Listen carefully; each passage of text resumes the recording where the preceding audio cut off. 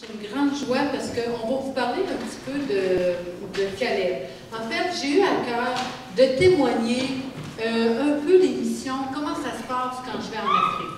Il y a beaucoup d'entre vous, il y en a qui ne savent pas que je vais en Afrique, il y en a d'autres qui en ont entendu parler un peu, mais peut-être pas beaucoup. Puis ce matin, ce que Dieu me mettait à cœur, c'était de prendre un temps pour vous témoigner pourquoi je vais en Afrique et qu'est-ce que je fais quand je vais là-bas. Et puis... je vais la couper de tout à tout moment donné. Je vais témoigner avec Jean-Yves de ça. Et aussi, un instant, je vais chercher mes feuilles. Regardez, pendant qu'on va chercher ses feuilles, moi je vais vous parler du psaume 68, les versets 5 et 6, qui nous dit « Dans sa maison, très sainte, Dieu est un père pour les orphelins, un défenseur pour les veuves. Dieu donne une famille à ceux qui sont seuls. » Puis, à un moment donné, lorsque Rita était à Donham en formation avec Jérémie, elle a rencontré un couple d'Africains qui, lui, vient du Burkina Faso et elle vient du Bénin. Alors, c'est Lydie et Richard. Et là, on a eu à cœur vraiment de leur dire, vous n'avez pas de famille ici? Ils ont dit non. Alors, on a dit, vous en avez maintenant. Nous vous accueillons. Amen. Amen. Donc ici, on a Lydie et Richard. Et Richard a été pour nous vraiment un fils spirituel. C'est vraiment... Nous, on a adopté 2 enfants d'origine haïtienne. Et un jour, Dieu m'avait révélé qu'on aurait 3 enfants. C'est un peu spécial, mais le 3e, c'est Richard, un fils spirituel. Malheureusement, Richard est décédé en 2006 suite à un cancer du foie. Et vous savez, la parfaite volonté de Dieu, c'est qu'on soit guéri, qu'on vive longtemps, mais parfois Dieu a un plan qu'on ignore. Et il faut aussi savoir accepter les plans de Dieu. Et nous, on a adopté, c'est ça, 2 enfants d'origine haïtienne. Et un jour, Dieu m'a dit, on ne pouvait pas tout de suite partir en mission. On est parti en mission de 85 à 88 avec la coopération internationale. Et de quand on est revenu de la coopération, on a passé 5 ans dans la région de Valleyfield. Et de l'an 93, alors qu'on était prêt à repartir pour la mission, Dieu a dit, tu retournes dans ta région natale. Donc moi, je suis revenue avec mon mari, qui est du sud de Montréal, dans ma région natale, qui est la région ici, en 93. Donc, on a dû mettre à quelque part sous le tapis notre grand rêve d'être missionnaire, mais c'était une autre forme de missionnaire. Mais moi, tout ça fait partie bien avant ça, parce que quand j'étais à la courtisée... Bon, si tu pars trop loin, on va t'attendre ici à 3 heures. La fois où ça l'a accroché, c'était à l'Apocatière, à la présentation d'un projet pour l'Afrique. Et c'est là que vraiment ça a accroché. Fait que ça partait de là. Donc, je te laisse continuer. Amen. Donc, c'est ça. Donc, et puis, on a adopté 2 garçons d'origine haïtienne. C'est ça que je voulais dire. Et on s'est emmené ici dans la région. Et un jour, Dieu m'avait révélé, voici, ce sont les prémices des nations pour toi dans ta maison. Fait que c'est un peu spécial parce qu'on est une famille en noir et blanc. La parfaite volonté de Dieu, hein, écoutez bien, là, la parfaite volonté de Dieu, quand tu te maries, ben, tu as des enfants, tu fais des bébés, là, c'est comme normal, là, tout le monde s'attend à ça. Mais, encore là, Dieu, il y avait un plan. Et un jour, il me l'a dit. Ça, c'est mon plan. Wow! Là, encore là, il faut savoir se soumettre au plan de Dieu, hein. C'est quelque chose, hein? Et puis, nous sommes très heureux de nos 2 garçons, ils grandissent bien. Et puis, on réclame les bénédictions pour eux chaque jour. On les bénit chaque jour. Et je sais que tous mes fils seront disciples de l'Éternel et grande sera la prospérité de mes fils. Alléluia. Donc, c'est dans cet esprit-là que moi et Jean-Yves, on a toujours eu à cœur l'émission. Déjà toute petite, j'aimais écouter les émissions à la TV sur les missions. La première poupée que j'ai reçue était une petite poupée noire. Et ça, c'était très rare qu'on donnait ça aux petites filles blanches à mon époque. Non, c'est vrai, c'était rare. Mais moi, mon premier poupée, elle était noire. Donc, c'est que Dieu, Dieu est sans de l'humour, hein? C'est bon, hein? Dieu est sans de l'humour. Moi, je dis que c'était une poupée prophétique. Hein? Amen. Et puis, donc, de fil à aiguille, on s'est mariés en 85, le 20 octobre 85. Et après le... Jour de bénédiction. Dans le 19 octobre. Le 19 octobre, le lendemain, c'était à sa fête. Le 19 octobre, on s'est mariés et le 13 décembre, on partait pour l'Afrique. Donc, on partait pour la coopération internationale. On a fait 3 ans au Mali. Et ça l'a mis en nous un bon fondement. Un fondement pour notre couple, notre mariage, mais ça l'a mis un bon fondement pour les missions aussi. Puis une connaissance de l'Afrique. Vous savez, quand vous passez 3 ans dans un pays, là, tu commences à comprendre un peu. Et un amour. Parce que c'est complexe, les cultures. Un amour pour l'Afrique et pour les Africains Oh, et les Africaines. Amen. On était vraiment. Et Dieu est bon. Parce qu'on pensait vraiment qu'il nous enverrait en Afrique, mais là, il nous envoie l'Afrique. Alléluia! Amen. Oui, on est tellement bénis d'avoir nos frères et nos sœurs de l'Afrique autour de nous, puis d'Haïti aussi. Amen. Amen. Donc, et puis, de 80, c'est ça. Donc, on est, donc en 84, en 2004, ce qui s'est passé, c'est que là, Dieu a réouvert les portes pour l'Afrique, mais pas à temps plein, de façon ponctuelle, mais pas de façon à temps plein, parce que notre appel était toujours ici dans la région. Donc, on rencontre Richard et Lydie. Richard et Lydie venaient d'arriver au Canada. Il y avait besoin d'aide pour organiser toute l'association, les lettres patentes, aussi la demande d'organismes de bienfaisance, d'organiser le parrainage. Donc, nous, on est venus à leur aide à ce niveau-là et on fait partie du conseil d'administration de Caleb depuis cette époque-là. Donc, en 2004, c'est ça, on les a rencontrés. Pas longtemps après, Richard décédait. Et ça, c'est Lydie qui est sur le terrain de l'ONG Caleb. Parce qu'ici au Canada, on a formé le projet Caleb, mais en Afrique, c'est l'ONG Caleb. On vient en aide à l'ONG Caleb, donc c'est enregistré au Bénin aussi. Et là, on voit Lydie qui est sur le bord du terrain. On a reçu des villageois un terrain de 3 hectares sur lequel on veut construire le centre pour les enfants. En fait, cette mission-là, le but est vraiment de faire une clôture, entre autres. En fait, qu'est-ce qu'on fait aussi au niveau de Caleb, en 2 mots? Je ne vais pas vous passer trop de temps dans la présentation de Caleb parce qu'on va le faire le 11 juillet. Mais en fait, Caleb, c'est un centre qui vient en aide aux enfants dans le besoin. Des enfants qui sont issus de familles très pauvres, qui sont orphelins, soit de père et de mère, ou un des deux, mais qui sont en situation très vulnérable. Donc nous, on les prend en charge et on les conduit jusqu'à l'âge de 18 ans, jusqu'à ce qu'ils aient le certificat et qu'ils puissent prendre leur envol. Donc, on envoie c'est un vrai petit miracle, hein. Chaque mois, on envoie en moyenne 1 200 $ au centre là-bas. Donc, c'est un vrai petit miracle. C'est des parrainages, c'est des dons que les gens font. Et maintenant, on aspire à plus, parce qu'il y a des projets de construction, mais c'est pas toujours facile d'aller chercher des fonds pour des constructions. En ce moment, on a 25 enfants là-bas, mais les besoins sont tellement grands, c'est incroyable.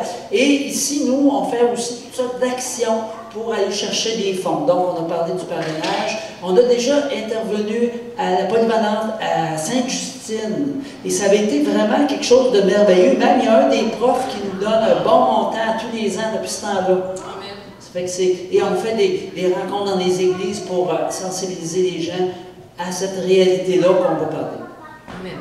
Donc, 2005, moi, je prends mon courage à 2 mains. Et je retourne vers l'Afrique après 17 ans d'absence. Et là, c'était particulier parce que Jean-Yves ne pouvait pas m'accompagner et je suis partie seule. Mais juste avant, on va vous dire où est Parakou. OK? Le petit point jaune sur la carte en haut, ça c'est le Bénin. Et Parakou est en plein milieu du pays. OK? Donc, c'est pas facile. Souvent, on atterrit à Cotonou, complètement dans le sud. Alors, il faut aller en haut. Et là, donc... il faut s'adapter. Hein? Là, Jean-Yves, il aime bien de sortir ses photos. Est-ce que vous me reconnaissez? Elle est belle. Est-ce que vous me reconnaissez? Bon. Donc, 2005, première mission au Bénin, je pars seule, avec la bénédiction de mon chéri, avec la bénédiction de mon pasteur à l'époque. Donc, je pars pour les missions. Bien sûr, il y a quelqu'un qui m'accueille à l'aéroport, parce que c'est pas évident d'arriver dans un pays étranger, et les personnes me conduisent dans un hébergement. Le lendemain matin, très tôt, on me met dans une voiture Et là, j'ai à peu près 6 à 8 heures, c'est pas grave, 6 à 8 heures de route à faire pour monter dans le nord, là, dans Parakou. Et là, c'est une sorte de voiture qui, elle, s'arrête à tout moment donné parce que le moteur chauffe, puis t'es jamais vraiment sûr que tu vas te rendre, en tout cas, tu t'espères. Et puis aussi, c'est que, comme il y a un peu troué en dessous de l'auto aussi, l'exhaust remonte aussi, ce qui fait que... Le pot d'échappement. Des fois, tu te demandes si tu es encore toute là, mais en tout cas, bref, je me suis rendue. Et là, le conseil d'administration m'attendait là-bas, tellement contente de voir la Blanche arriver, hein? Et de voir que la Blanche avait survécu. C'est un peu ça. Comment tu voyages là-bas? Bon, fait qu'on voyage, ouais, c'est ça. Donc, quand on arrive sur place, là-bas, souvent, pour se déplacer dans les environs, on prend ce qu'on appelle les taxis-motos. Et donc, ce sont des motos. On appelle les immigrants. On les appelle comme ça au Bénin. Ils ont des chemises jaunes. Et eux, ben, tu les appelles. Et puis, mais c'est pratique, les motos, parce que comme des fois, les petites rues, les routes, c'est cabossé, hein, s'il y a des trous, ça va partout. Puis moi, j'aime ça faire de la moto. Fait que j'aime ça quand je vais en Afrique, là. Mais c'est particulier, parce que là, oublie ça, les règlements, le casque, puis tout le kit, regarde, oublie ça. Oublie ça. Fait que, c'est ça. Donc, on voyage en moto une fois qu'on est rendu sur place. Et puis, lors de cette première mission-là, en 2005, c'était pour moi une occasion de rencontrer tout le conseil d'administration. C'était pour moi de voir le centre, de rencontrer des enfants. C'était une occasion où j'ai commencé à sensibiliser le conseil d'administration sur les droits des enfants. Parce qu'au niveau de Caleb, on se donne vraiment cette mission-là de défendre le droit des enfants. Et ça a été riche. J'ai vu la fidélité, la bonté de Dieu, sa protection, ma santé. J'ai vraiment vu sa main agir. Et ça a été riche parce que je suis revenue, là, j'avais cette réalité avec moi. C'était plus juste quelque chose de fou. Et quand je suis débarquée en Afrique après 17 ans, savez-vous ce que j'ai ressenti? J'ai ressenti que j'étais chez moi. Je ne peux pas vous l'expliquer, mais il y a quelque chose que quand j'arrive en Afrique, je suis chez moi. Amen. Ça, c'est juste Dieu. C'est juste Dieu qui peut faire ça. Amen. Donc, c'était en gros la mission en 2005. Qu'est-ce qui a caractérisé beaucoup de visites d'église aussi pour parler des droits des enfants? Et qu'est-ce qui a caractérisé cette mission-là? C'est qu'en fait, j'ai parti seule. Jean-Yves est venu avec moi en 2009, on va en parler tantôt. Et là, il était assis dans l'autobus le matin, l'autobus qu'on prenait pour monter là-bas. Il dit, t'es venue toute seule. Il dit, t'es courageuse. C'est vrai que c'est pas évident d'arriver dans un pays seul. Mais je l'avais tellement à cœur, que j'ai dit, go, on y va.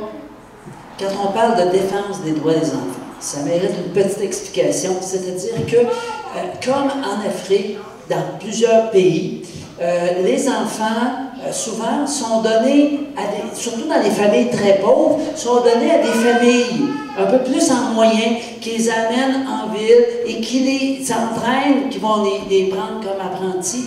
La réalité, c'est que cette manière de faire-là, avec le temps, s'est développée en une sorte d'esclavage, où est-ce que les enfants sont pris et ils perdent leur identité, ils ne revoient plus jamais leurs parents, et là, on les met à travailler dans les mines ou dans les familles. Il y a mille et une manières qu'on exploite ces enfants-là, et particulièrement au Bénin. Le Bénin est une plaque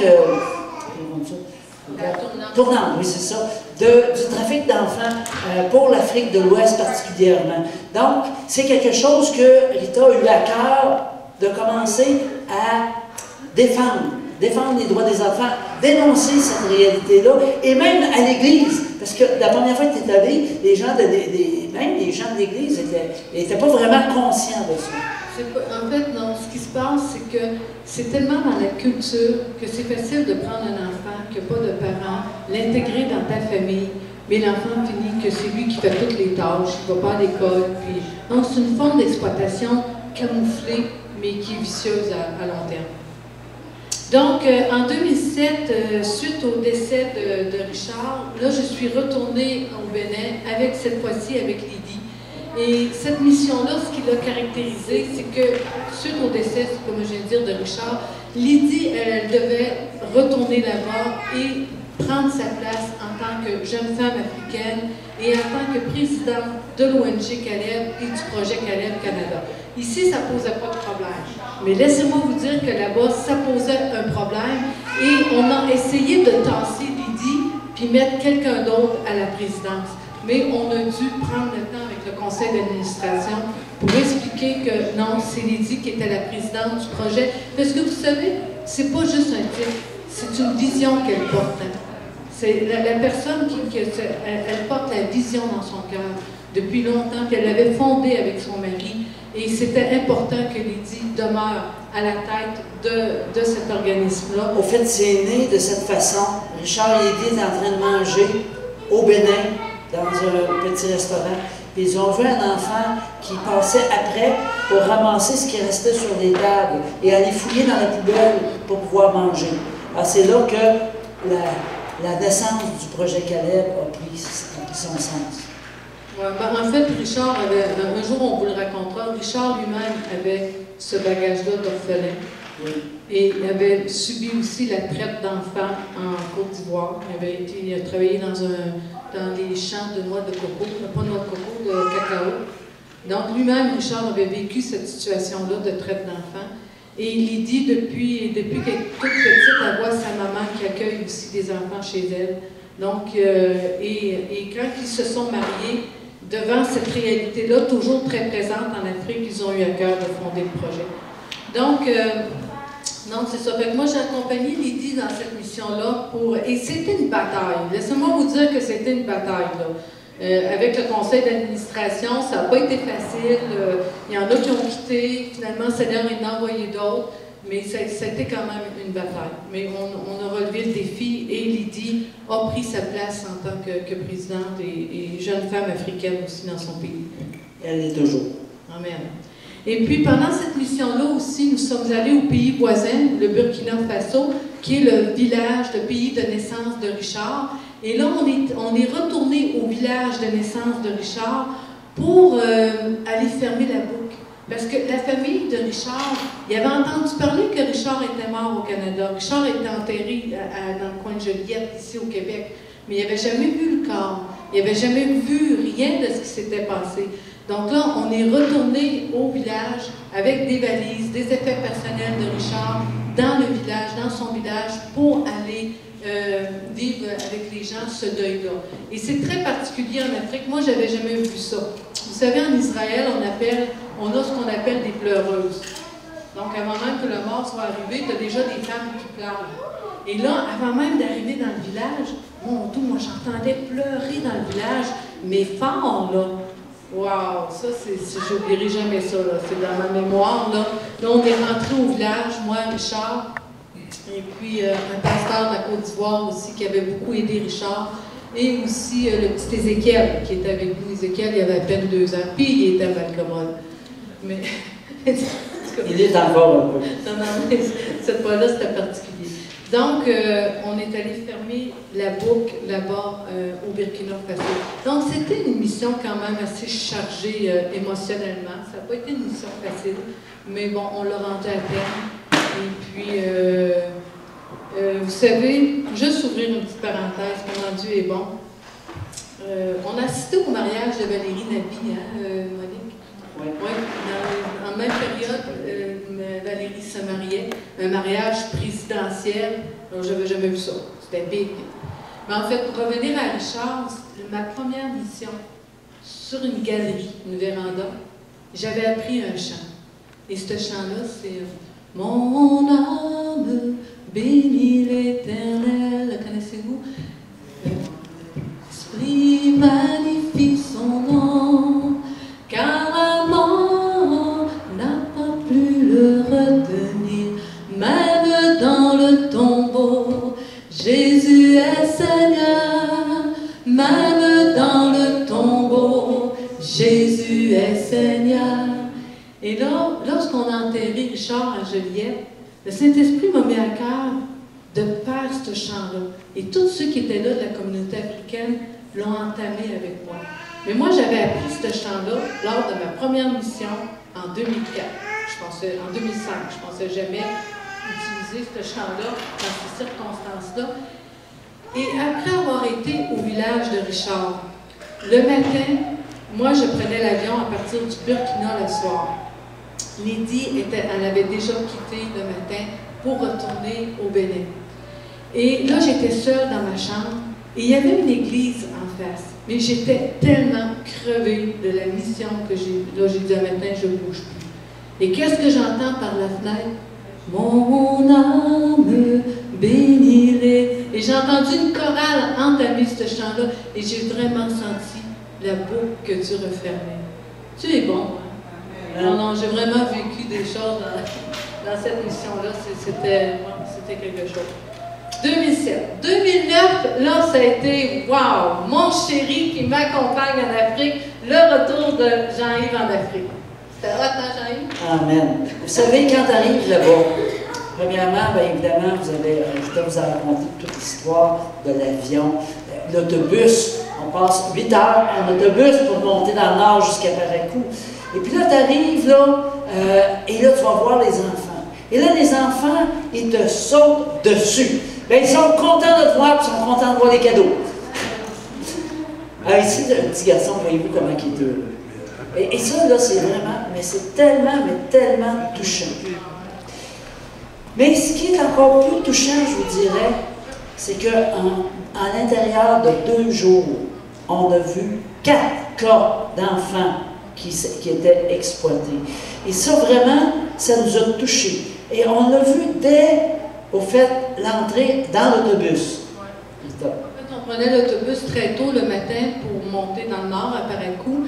Et très tôt, on parle de 6 heures du matin. Et là, alors qu'on était dans l'autobus, il y a une toute petite fille qui est rentrée dans l'autobus, je dirais 5 ans, pas plus que 5 ans, toute petite, qui est venue nous offrir d'acheter de l'eau, une bouteille d'eau. Mais tu vois, il n'y avait pas de vie dans ses yeux. Il n'y avait pas de vie. C'était comme un petit robot qu'on avait commissionné d'aller vendre de l'eau, mais il n'y avait pas de vie dans ses yeux. Et c'est là qu'on voit ces enfants-là exploités et très jeunes. On parle d'une petite fille de 5 ans, très jeune. Ça fait qu'on est monté en autobus jusqu'à Paracou. Et puis, arrivé là, qu'est-ce qui s'est passé déjà? Au fait, le dimanche matin, oui, c'est ça, pasteur Sandini m'avait demandé de prêcher. Alors moi, je suis habitué ici de prêcher devant, disons, 50, 60 personnes maximum. Là-bas, c'était 400 personnes. Et là, ce qui est intéressant, c'est qu'il y a une traduction. Moi, je parle français, il y a une traduction en fond et il y a une traduction en anglais, je pense, ouais, c'est ça. Fait que là, tu viens pour reprendre ton idée. Là, il faut que tu sois présent, là, parce que là, il faut que tu laisses deux interprétations se faire avant de reprendre la parole. Je vais vous dire. Alors, le message était un petit peu trop long. Je n'avais pas vraiment réalisé qu'il y avait 2 traductions. Fait qu'il dit à monsieur que je prêchais et tu cherchais où pour que je coupe. Ouais, là, j'ai dit, bon, là, faut que je coupe, où est-ce que je coupe. Mais le dimanche d'après, parce que là-bas, ils nous ont demandé de prêcher tous les dimanches. Là, j'ai fait quelque chose de beaucoup plus participatif et là, animé. Je me suis dit, évidemment, on s'adapte. Amen. Et puis, au fait, quand on est revenu le dimanche, on a rencontré une jeune fille chez Mémé, qui est la mère de Lydie. Ouais. Donc, quand on va là-bas, on est logé chez la mère de Lydie, on l'appelle Mémé. Et là, il y avait une petite fille que Mémé elle avait accueillie chez elle, Noura. Et là, Noura commence à nous raconter son histoire. En fait, elle était partie du Niger. Ses parents l'avaient envoyée du Niger vers sa grande sœur à Paracou, qui, elle, était sur le point d'accoucher. Elle avait besoin de quelqu'un pour la relever. Donc, la petite, à peu près, je vous dirais 9-10 ans, pas plus, est descendue en autobus pour aider sa grande sœur. Mais quand elle a eu terminé d'aider sa grande sœur lui a dit, « Ben écoute, moi, je ne peux pas te prendre en charge. C'est une bouche de plus à nourrir. Tu vas aller au marché, tu vas aller faire des petits boulots, tu vas aller gagner des sous pour avoir ton billet d'autobus et retourner vers les parents. » Mais imaginez une petite fille de 10 ans qui se retrouve dans un grand marché. Et le marché, c'est dangereux pour les enfants. Pourquoi? Parce que c'est là qu'on va souvent les prendre, les voler, les kidnapper, ou encore on va abuser d'eux de toutes sortes de façons. Et puis, donc, il y avait un chrétien qui avait vu la petite fille en détresse et qui l'avait emmenée chez Mémé pour qu'elle en prenne soin, le temps qu'il trouve les sous pour son billet d'autobus. Donc, c'est des réalités que, waouh, tu te dis, c'est quelque chose là, que les enfants vivent là-bas. Le soir, pendant qu'on était en train de prendre notre repas sur la terrasse, il a fait Mémé, Lydie, était en train de refaire son toit avec les ardoises. Puis là, il y avait un jeune garçon, je ne sais pas, il avait à peu près 8-10 ans aussi, hein, qui prenait les toiles d'ardoise, c'est pesant ça, là, puis qui les donnait à ses frères qui étaient sur le toit. Fait que là, à un moment donné, moi, à force de voir ça, j'ai dit à Rita, je me dépêche à finir de manger, puis j'ai dit au petit gars, je dis, va voir la belle madame Blanche, là, ça va s'occuper de toi, puis j'ai dit, moi, je vais prendre ta place. Fait que là, j'ai commencé à donner des tuiles, puis là, les frères me regardaient, mais non, pas vous, non, on voulait pas que... J'ai dit, oui, moi, je suis capable de le faire, puis ça va me faire plaisir. Et là, l'enfant, il est venu, le jeune garçon, il est venu vers nous, mais là, on lui a donné de l'eau pour se laver les mains, mais il faut l'avoir ses mains rouges, pleines d'ampoules. Tu voyais qu'on lui a donné de l'eau. Il a bu l'eau, il était déshydraté. Et on a eu à cœur de lui donner à manger. Et là, un bébé, au lieu de lui donner, nous, qu'est-ce qu'on mangeait, moi, je ne voyais pas d'inconvénient à ça, elle a donné 3 pommes de terre d'igname, de l'igname, hein, pour ceux qui savez c'est quoi l'igname. Dans l'igname, c'est une tubercule, ça ressemble un peu à la pomme de terre, mais bon, elle donne 3 morceaux d'igname. Et là, moi, j'y donne ça, il me semble que je ne trouvais pas que c'était un gros repas, mais il était content. Il était content, son visage s'est illuminé, il a tout mangé. Donc, c'était un enfant qui était assoiffé, qui était affamé, puis qui était courbé par ce travail-là. Alors, les enfants, souvent, malheureusement, il y a une exploitation qui se fait. Il faut vraiment, en tant que croyant, dénoncer cette situation-là et faire changer les choses. Et c'est vraiment ça que Rita a à cœur depuis ici, puis que tout le projet Caleb fait. On va de plus en plus aider ces enfants-là. Et les enfants qui sont au centre sont des enfants qui étaient soit vulnérables pour cette situation-là, ou on les a carrément arrachés de cette situation. Donc, lorsqu'on va en mission là-bas, c'est sûr qu'il y a toujours, on rencontre le conseil d'administration, on regarde la tenue des livres, on regarde comment ça fonctionne au centre, on regarde s'il manque des choses, s'il n'y a pas des choses qui sont à changer, à renouveler. Et on rencontre souvent aussi le ministère de la Famille et des intervenants dans le milieu. Donc, souvent, il y a un côté administratif aussi à cette tâche-là quand on va là-bas. Donc, 2011. C'est bon?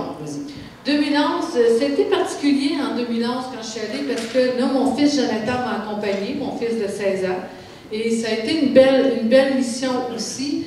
Et donc, ça a été aussi une mission avec un côté administratif parce qu'on a dû faire des démarches pour un organisme qui est à Québec, qu'on appelle Accueillons un enfant. C'est un organisme qui fait de l'adoption internationale. Et puis, ils étaient toujours... Nous, on a adopté Jonathan via Accueillons un enfant en Haïti. Et maintenant, depuis le tremblement de terre en Haïti, ils ont fermé les portes pour l'adoption internationale. Et cette organisation-là a fait une approche avec nous et le Bénin pour l'adoption internationale. Donc, on a eu beaucoup de démarches administratives, d'informations à aller chercher pour ramener à cette association-là, pour qu'eux puissent poursuivre les démarches avec le secrétariat d'adoption internationale à Montréal. Ce n'est pas encore finalisé, ce n'est pas encore réalisé parce qu'il y a des obstacles, des lois qui ne sont pas là, il y a des obstacles quand même assez majeurs, mais on espère toujours qu'on puisse le faire, surtout pour les petits en bas de 5 ans, les bébés et les petits. Oui, c'est bon? Juste pour vous dire, êtes-vous bénis d'avoir la bâtisse qu'on a ici? Parce que voici l'église, une des églises où est-ce qu'on a prêché. C'est en Pôle. Quand il fait 40 degrés à l'extérieur, je vous garantis qu'il fait chaud en dedans, on descend un petit peu ses cravates. Amen. Donc, cette mission-là aussi, c'était une belle mission de contact. J'ai rencontré une femme extraordinaire du Burkina Faso, Ruth, et un homme extraordinaire aussi du Nigeria, Nikes. Et ces deux personnes-là, ce sont des personnes clés dans le projet que Dieu m'a mis à cœur pour la boisson pétillante de fleurs d'hibiscus. Lorsque j'ai commandé mon premier arrivage de fleurs, ils sont venus du Burkina et c'est Ruth, à partir du Burkina, qui a fait toutes les démarches pour moi pour me shipper un premier 200 kilos de fleurs d'hibiscus. Et sans elle, ça aurait été très difficile pour moi de faire venir cette fleur-là pour poursuivre le projet, pour élaborer cette boisson-là. Et pourquoi une boisson de fleurs d'hibiscus et pourquoi un projet comme ça? Nous, on s'est rendu compte avec les années que, premièrement, le Canada intervient très peu à Parakou parce qu'ils ont mis leur axe d'intervention sur les pays qu'on appelle les pays du Sahel. Donc, ce sont les pays en bas du désert du Sahara. On retrouve là-dedans le Mali, le Burkina Faso, le Niger. Donc, le gouvernement du Canada intervient dans ces pays-là. Et le Bénin n'est pas dans sa mire, dans sa mire, bien que le nord du Bénin est aussi pauvre que le Burkina Faso ou le Mali. Il y a autant de pauvreté dans le nord du Bénin. Et le nombre d'enfants qui proviennent de ce secteur-là, qui sont aujourd'hui des enfants esclaves, ils viennent quasiment tous de là. Parce qu'ayant pas d'aide, écoutez, le nord du Bénin, c'est incroyable, il n'y a plus d'arbres. Et j'ai vu des gens, parce que j'ai été parcourir ce secteur-là, j'ai vu des gens qui faisaient le feu avec les tiges de coton. Ben, le feu pour le repas. Là. Pour le repas, alors, ils chauffent avec les tiges de coton. Je veux dire, ça part en fumée. Ça brûle très vite les tiges de coton. Parce que, il n'y a plus de bois. Oui, parce que traditionnellement, puis encore à beaucoup d'endroits, on cuisine avec un feu avec le bois qu'on fait la nourriture puis le charbon. Bien ça, évidemment, c'est en brousse. Mais beaucoup, mais à le faire avec le charbon. Donc, je vais vous parler, je veux juste terminer ça. Donc, à cause que, c'est ça, donc c'est très difficile d'aller chercher des subventions, soit qu'on n'est pas dans le pays, ou on n'est pas dans leur axe d'activité. C'est difficile d'aller chercher des subventions. Et Dieu m'a mis à cœur de susciter des projets d'entreprise. On part d'une richesse qui est en Afrique pour retransférer ces richesses-là vers l'Afrique. Donc, et plusieurs autres petits micro-projets d'entreprise au Bénin. Et c'est comme ça qu'on va finir par générer des profits. Oui, merci à Dieu pour les dons. Merci pour les églises qui nous supportent. Mais le Seigneur a des plus grands projets. Et je veux juste vous lire une bénédiction dans la parole de Dieu. Il y a un verset dans la Bible qui dit, il y a une promesse. Voici la promesse de Deutéronome 15, 10. À celui qui donne aux pauvres, donne-lui et que ton cœur ne lui donne point à regret. À cause de cela, l'Éternel, ton Dieu, te bénira dans tous tes travaux et dans toutes tes entreprises. Wow! Quand on s'intéresse aux pauvres, quand on s'intéresse, qu'on investit de l'argent auprès des démunis, Dieu il dit, je vais te bénir et je vais te rendre prospère. Amen. Est-ce que je parle de Jémima? Oui. OK, je vais vous parler de deux enfants. D'abord, Jémima. Jémima, son histoire, c'est vraiment assez particulier. Elle a été trouvée dans une dompe, dans un dépotoir. Merci. Elle était encore enveloppée de son placenta. Et là, on a vu qu'elle était aveugle à cause de ses yeux. Donc, elle avait été carrément rejetée du fait qu'elle était aveugle. Donc, on l'a recueillie là. Et puis, Jémima, aujourd'hui, fonctionne bien. Bien sûr, elle n'a pas retrouvé sa vue, mais elle fait partie du groupe que nous avons accueilli. Et la jeune femme qui est là, Anne, avec ses deux frères, ça, c'est parmi les premiers qui sont arrivés au centre. Et Anne, aujourd'hui, a fait une formation en informatique, mais surtout, moi, quand j'ai connu Anne, c'était la petite fille timide, qui ne disait jamais un mot, qui se cachait quasiment en dessous de partout ce qu'elle pouvait. Et suite à une formation à Jeunesse en Mission au Burkina Faso, elle est revenue épanouie. Et lorsqu'elle a gradué et qu'elle a commencé à travailler, son premier salaire,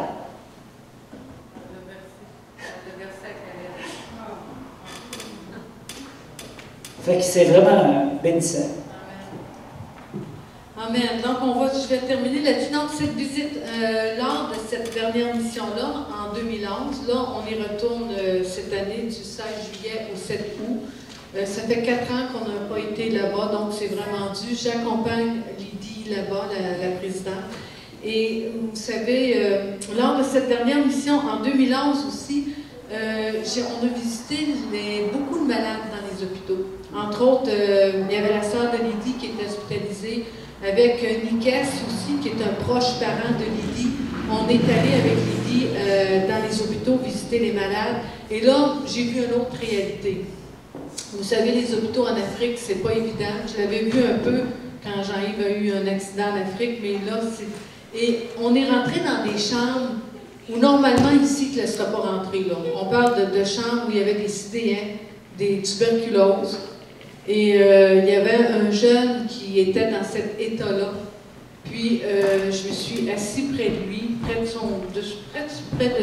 son lit. Et là, je l'ai pris dans mes bras. Et je l'ai pris comme une mère prenait un enfant. Puis le Seigneur m'a mis à cœur de lui dire, je te prends comme une mère. Mais vous savez, quand vous faites une action comme ça, tout de suite l'ennemi il vient. T'as pas peur que tu vas attraper quelque chose? Comprenez-vous? Parce que sinon, c'est un jeune sidéen. Et les sidéens, souvent, ils finissent par avoir la tuberculose parce que le système immunitaire ne fonctionne plus. Et lui, ce jeune-là, en fait, il n'y avait personne. Fait que le temps qu'on était là-bas, on a prié pour lui. Et voici la parole que le Seigneur m'a donnée pour... c'est dans Matthieu. Peut-être qu'il y a quelqu'un qui pourrait... Peut-être, Monique, si tu voulais chercher, s'il te plaît. C'est Matthieu, chapitre 4, au verset 15 ou 16. Et lors de cette mission-là, le Seigneur m'avait donné cette parole-là dans sa parole. Et c'est une parole sur laquelle je me suis appuyée. Bon, est-ce qu'ils ont tous été guéris? On a vu des gens qui ont été guéris. On a vu même un monsieur qui voyait presque plus rien, puis après avoir prié pour lui, il a retrouvé la vue. Amen. Oui. Le peuple assis dans les ténèbres a vu une grande lumière. Et sur ceux qui se trouvaient dans le pays de l'ombre de la mort, une lumière s'est levée. Sur ceux qui étaient assis dans le pays de l'ombre de la mort, une lumière s'est levée. Moi, j'ai vu cette lumière-là se lever sur ces gens-là qui étaient assis aux portes de la mort. On a vu la lumière, on a vu le salut, on a vu l'espoir, puis le réconfort qu'on a pu leur apporter. Donc ça, ça a été intense. Et le Seigneur a béni. Non, je n'ai pas attrapé le sida, non, je n'ai pas attrapé la tuberculose, non, je n'ai pas attrapé rien. Amen. Alléluia. Aussi, ce qu'on a vécu de vraiment bénissant, le pasteur Sambieni m'avait demandé d'emmener une prêche sur le baptême du Saint-Esprit. Et puis, on est allé pour prier pour les enfants. Puis, il dit, tous les enfants ont été enseignés pendant plusieurs semaines là-dessus. Ça fait qu'on imposait des mains sur les enfants. Puis, tout à coup, on entendait parler en langue. Des tout petits, là. Là, les enfants étaient là, puis ils nous attendaient, là. Puis, ils regardaient, là. Il y avait hâte qu'on aille. Puis, on faisait à peine mettre la main sur la tête. Puis que, wow! Et là, moi, dans ma tête, à moi, ça prenait un certain âge. Mais là, j'ai vu que c'était pas tout à fait ça. J'avais peut-être vu ça de cette manière-là. Puis ce qu'il y a de bénissant là-bas, c'est qu'on a plusieurs pasteurs. Dans le CA de Caleb, on a des pasteurs de Paracou, des assemblées de Dieu qui sont vraiment avec nous, puis qui nous assistent dans tout cela. Amen. Et le 11, le 11 juillet, on va faire, Monique me proposait, puis j'ai trouvé ça le fun comme idée, on va faire une dégustation de boissons fleurs d'hibiscus, et puis on va faire des petites bouchées. Notre sœur Lydie va être probablement avec nous aussi. On va faire un 7 à 9, et là on va présenter plus à fond le projet Caleb, et puis on va avoir des boissons d'hibiscus en vente aussi. Donc si vous voulez joindre l'utile à l'agréable, vous avez été bienvenus. Amen, amen. Oui, vas-y. OK, en parlant des enfants, je veux juste vous emmener ce verset-là. Comment que Jésus sur la terre a pris soin des enfants et il a toujours redonné la dignité aux enfants. Et puis on voit ça dans Marc 10, verset 13-14. On y emmenait des petits enfants afin qu'ils les touchaient. Mais les disciples reprirent ceux qui les emmenaient. Jésus, voyant cela, fut indigné. Voyez-vous, c'est un, je pense, des rares passages où on voit que Jésus fut indigné devant le fait qu'on repoussait les enfants. À quel point notre Père Céleste doit être encore indigné de voir la façon que les enfants sont traités dans trop de pays du monde. Laissez venir à moi les petits-enfants et ne les empêchez pas, car le royaume de Dieu est pour ceux qui leur ressemblent. Amen. Et Jésus aussi, en Marc 18,5, il dit « Quiconque reçoit en mon nom un petit enfant comme celui-ci me reçoit moi-même. » Les gestes qu'on fait envers les enfants, et particulièrement les enfants, les orphelins, les démunis, c'est à Jésus lui-même qu'on le fait. Donc, ça m'a fait plaisir. Merci de votre écoute et ça m'a fait plaisir de partager ça avec vous. Oui. Merci.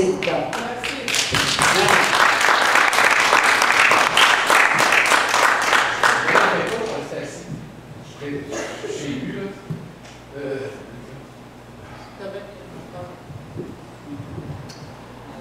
soyez dû à cause du témoignage. J'étais allé en Afrique il y a 3 semaines, fait que je connais tout ce qu'elle a dit, j'ai vécu, j'ai vu mes yeux. Mais c'est plutôt parce que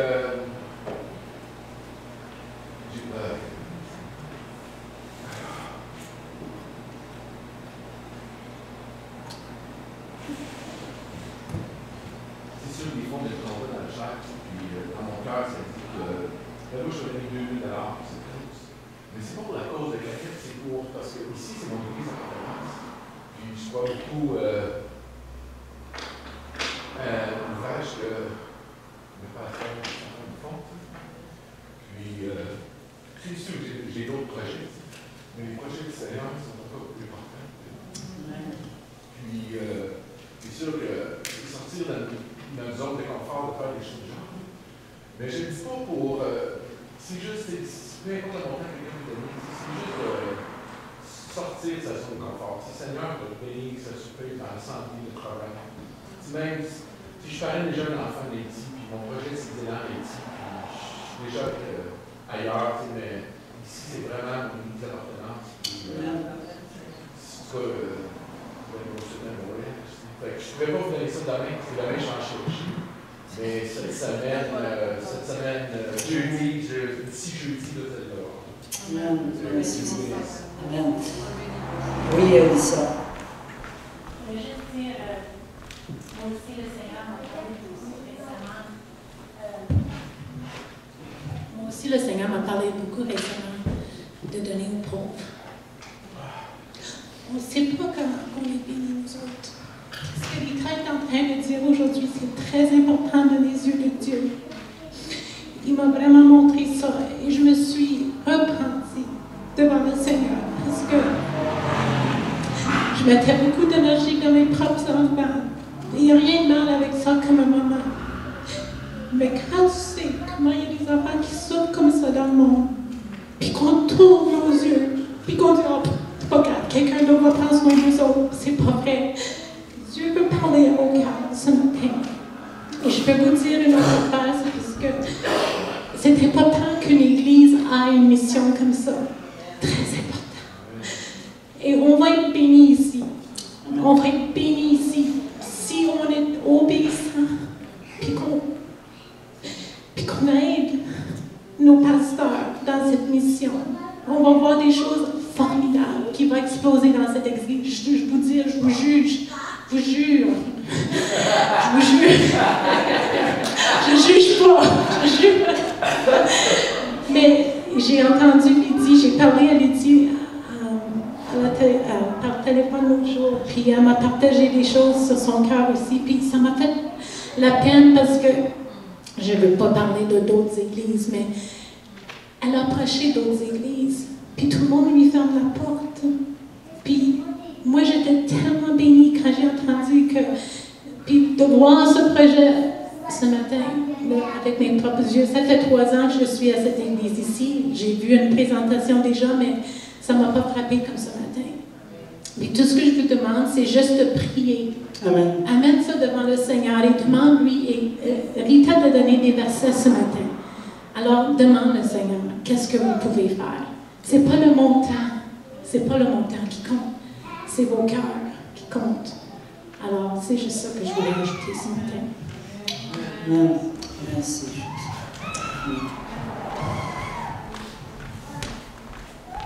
Amen. Merci, Lisa. Amen. Fait que le 11, soyons présents, ce samedi-là. Amen. Et j'aimerais peut-être juste prendre quelques secondes pour vous, juste revenir un tout petit peu sur l'évangélisation. Oui, on a vraiment à cœur jusqu'aux extrémités de la terre, mais ça commence à Jérusalem. Notre Jérusalem, c'est Saint-Malachie et les environs. Et oui, on a vraiment à cœur l'Afrique.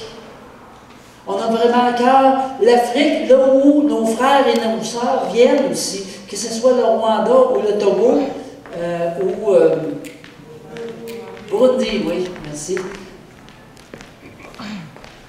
Mais avant tout, je pense que notre Jérusalem, c'est ici. Et puis, vous savez, on a reçu tout dernièrement des fermiers chrétiens. Et on a une occasion de témoigner avec les fermiers chrétiens, qui va être donc du 2 au 5 juillet au barbecue à Saint-Anselme, et le 12, qui est un dimanche, toute la journée, à la Quai-de-Chemin, au Festival d'élégance. Alors, c'est qui ça, des fermiers? Tu n'es pas obligé d'être chrétien, d'être fermier, pour être parmi les fermiers chrétiens. Il faut que tu sois chrétien, idéalement. Et puis, on est là, voyez-vous, ça c'est un des kiosques. On est toujours les kiosques les plus visités. C'est incroyable, parce qu'on donne des objets. C'est quoi qu'on donne? Toutes sortes d'objets qui ont les 5 couleurs. C'est quoi les 5 couleurs? On va le faire très très rapidement, parce que vous allez voir que c'est tellement simple que si vous pratiquez chez vous, vous pratiquez, vous allez voir, c'est assez simple. La couleur dorée, d'abord, on dit « Bonjour, soyez bienvenus ». J'aimerais vous présenter quelque chose. J'aimerais vous expliquer pourquoi est-ce qu'on donne un objet comme celui-là. Vous allez pouvoir le choisir après. Là, évidemment, on a une table comme là-bas. Alors, ici, la couleur jaune, la couleur dorée, présente un endroit formidable, un endroit où tout le monde veut aller, un endroit où il n'y a plus de mal, il n'y a plus de souffrance, il n'y a plus aucun problème. C'est un endroit extraordinaire, on appelle ça le paradis. Tout le monde va aller là. Mais il y a un problème, c'est la couleur sombre ici. La couleur sombre montre que chacun de nous autres, il n'y a pas personne de parfait. Dans quelque part, on a tous fait des petites bêtises déjà à l'âge de 2-3 ans. Hein? Déjà, les tout petits, ils commencent déjà à faire des bêtises. Hein? Ça commence de bonne heure. Pourquoi? Parce qu'on a ça à l'intérieur de nous. On ne peut pas nécessairement remonter jusqu'à derrière, mais, et ça, on appelle ça le péché. Il n'y a pas personne qui est parfait. Puis à cause de ça, on n'a plus accès à la place jaune qu'il y a là, qui est formidable. Mais il y a la couleur rouge. Est-ce que vous avez une idée qu'est-ce que c'est la couleur rouge? Oui, bon, souvent on va nous dire l'amour. Hein? Les gens vont nous dire l'amour. Alors quand on nous dit l'amour, on vient avec Jean 3,16. Car Dieu a tellement aimé. C'est quoi votre nom, Rita? Il a donné son Fils unique, afin que si Rita croit en lui, elle ne périsse pas, mais qu'elle ait la vie éternelle. Et là, on dit oui, en effet. Le rouge veut aussi dire le sang. Le sang de Jésus, parce que Jésus est mort pour chacun de nous autres. Mais surtout, il est ressuscité d'entre les morts et aujourd'hui, il est vivant. Et lorsque tu reconnais que tu es pécheur, la couleur sombre, et que tu demandes pardon à Dieu, tu deviens blanc, plus blanc que la neige, c'est la couleur blanche qui est ici. Hein? Là, toutes nos fautes qu'on a vues tout à l'heure avec la couleur sombre sont effacées et on a de nouveau accès à la couleur dorée, à cet endroit-là formidable. Et là, vous allez me dire, oui, mais la couleur verte, c'est quoi? Moi, je suis un horticulteur. C'est ça. En fait, la couleur verte, ça représente une plante. Qu'est-ce qu'il faut donner à la plante? Il faut lui donner de quoi boire, de quoi manger, l'entretien. La même chose dans notre relation avec Dieu, parce que ce n'est pas une religion, c'est une relation. Dans notre relation avec le Seigneur, on va l'entretenir avec la prière, avec la lecture de la parole, en se joignant à un groupe où est-ce qu'on peut grandir. Alors, c'est pas plus simple, c'est pas plus compliqué que ça. Et là, on peut donner la petite brochure ici, où est-ce que tout est expliqué. Et là, souvent, quand on a le temps, puis des fois, c'est bon de le prendre, on peut demander, écoutez, si vous partez aujourd'hui, on ne vous le souhaite pas, là, mais que tu as un accident en retournant chez toi, puis que tu meurs, est-ce que tu sais où tu t'en vas? Et là, souvent, la personne dit, Ils ne savent pas trop, hein? Et là, on peut aller dans 1 Jean 5,13, qui est l'assurance du salut. Et souvent, on a l'occasion même de présenter le salut à la personne, de lui faire la prière de repentance.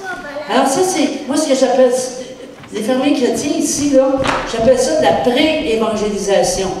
Parce qu'on n'a pas toujours le temps d'aller vraiment profondément. Alors, la pré-évangélisation, ça peut être aussi lorsqu'on fait des concerts gospel, comme on a vu samedi. Ça, pour moi, c'est une pré-évangélisation. Mais il y a aussi l'évangélisation.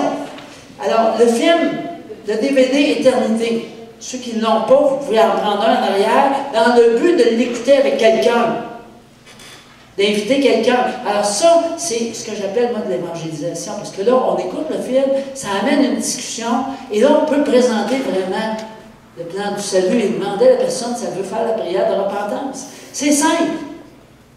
Amen?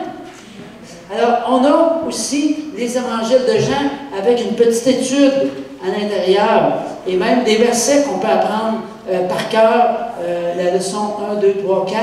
C'est vraiment bien fait et l'association Billy Graham nous aide vraiment là-dedans. Vous savez, les déjeuners de témoignages aussi, on invite les gens au déjeuner de témoignages, ça aussi, c'est une manière, c'est un outil qu'on a entre les mains. Le site Internet de l'Église, un autre outil entre nos mains. Les Nouveaux Testaments avec les encores. Je ne sais pas si vous avez vu, on a des nouveaux encores avec vos pasteurs sur le dessus, puis un nouveau bâtiment à l'arrière. C'est quelque chose qui se donne très, très bien à quelqu'un qui est intéressé. Ah, tu viendras nous voir, puis tu lui donnes un Nouveau Testament aussi. Alors, tout ça, ce sont des outils que nous avons entre les mains. Et puis, je vous invite à vous pratiquer. Il y a on a des documents pour, si jamais ça vous intéresse d'être présent. Ici, on a des feuilles où est-ce que vous pouvez vous inscrire. Et si vous vous inscrivez, on va vous aider à vous pratiquer. Il y a Yves Claudine qui sont vraiment habitués avec les fermiers chrétiens. Il y a moi, il y a Lisa, il y a Lita aussi qui est vraiment habituée. Alors, participons, soyons présents. Ça prend un certain nombre pendant les 4 jours à Saint-Anselme, puis pendant la journée à Lac-Etchemin aussi. Amen. Alléluia. Donc, c'est vraiment formidable. Il y a 470 bénévoles. Nous autres, on a 2 occasions. Qu'est-ce qu'ici aurait vraiment à cœur d'y participer? Même si vous n'avez pas eu la formation, qu'est-ce qui voudrait participer? Amen. Amen. Alléluia. Amen. Si vous changez d'idée, vous nous dites, on a besoin de toutes vous autres. Idéalement, on a besoin de chacun de vous. Et même si tu n'es pas à l'aise pour aller accrocher les gens et faire la présentation, si tu peux être là, tu peux être en arrière de la table pour aider les gens à choisir des objets. Alors moi, j'ai vraiment à cœur que chacun de nous, on y participe au moins une journée, qu'on vive cette expérience-là. Amen? Alléluia. On a pris un petit peu plus longtemps que d'habitude. Je vous invite à vous lever.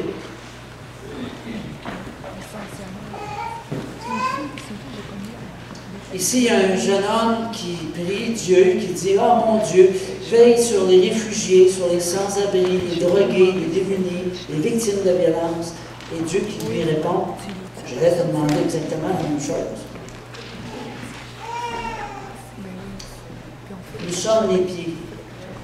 Jésus est la tête. Alors, parfois, on demande des choses que le Seigneur nous demande. On nous demande des choses qu'il nous demande à nous. Amen. Et c'est, je pense, dans l'implication qu'on va voir la gloire de Dieu. Amen. Alléluia. Merci, Seigneur. Merci, Seigneur, pour ta présence. Je te demande de bénir chacun qui est ici ce matin. Je te demande de les bénir tout au long de cette semaine. Merci, Seigneur, pour ce que tu prends soin de tes enfants. Tu es un Père qui est si grand, si bon, si puissant, si merveilleux. Merci, Seigneur. Donne-nous, Seigneur, d'être à l'affût des occasions pour témoigner ton nom. Alléluia, Jésus. Alléluia. J'ai à cœur de prier pour Annie. puis son futur mari. Seigneur, je te demande de les bénir.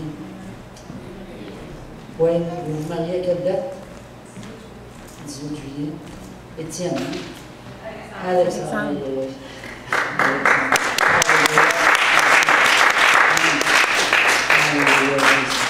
Seigneur, je te demande de les bénir abondamment, Seigneur, de les aider dans les préparatifs, Seigneur. On sait qu'ils sont aussi dans les rénaux, dans la maison.